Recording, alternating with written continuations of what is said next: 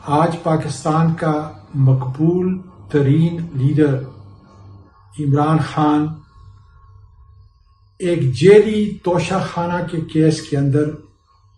Jail کی سلاخوں کے پیچھے ہے۔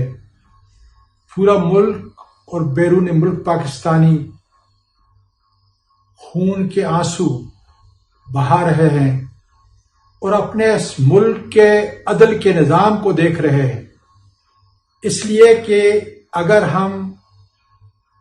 ہمایون دلاور جج جس نے اس مقدمے میں ایک جج کی حیثیت سے اپنا رول ادا کیا اور اس کو عدل و انصاف کے اصولوں کے مطابق دیکھیں تو یہ ایک عدالتی تماشا تھا۔ 9 مئی کے بعد اس جج نے عمران خان کو جیل کے اندر جب وہ پہلی مرتبہ گرفتار ہوئے تو فردی جرم عائد کیا،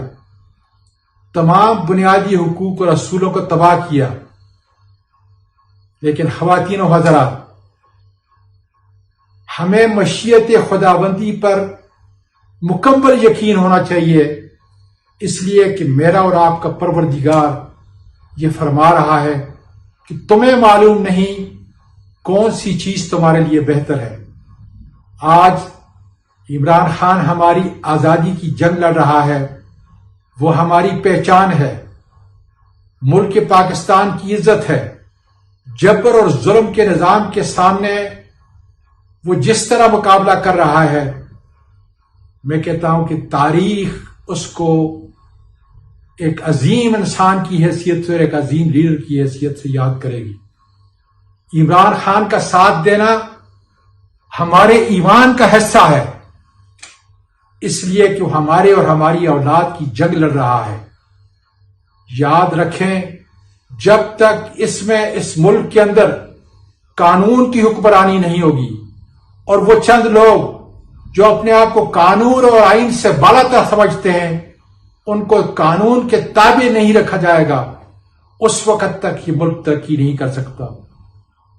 میں پاکستان میں تمام پی ٹی آئی کے ورکرز اور پی ٹی آئی کی ان قیادت کو جو اس وقت جیلوں میں ہیں عقیدت کا سلام پیش کرتا ہوں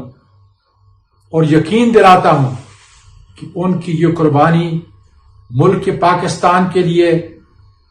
آنے والی نسلوں کے لیے ایک یادگار تاریخ کی حیثیت سے ہمیشہ پاکستان اور پاکستان کی سالمیت کے لیے یاد کی جائے گی۔ پاکستان پائندہ باد۔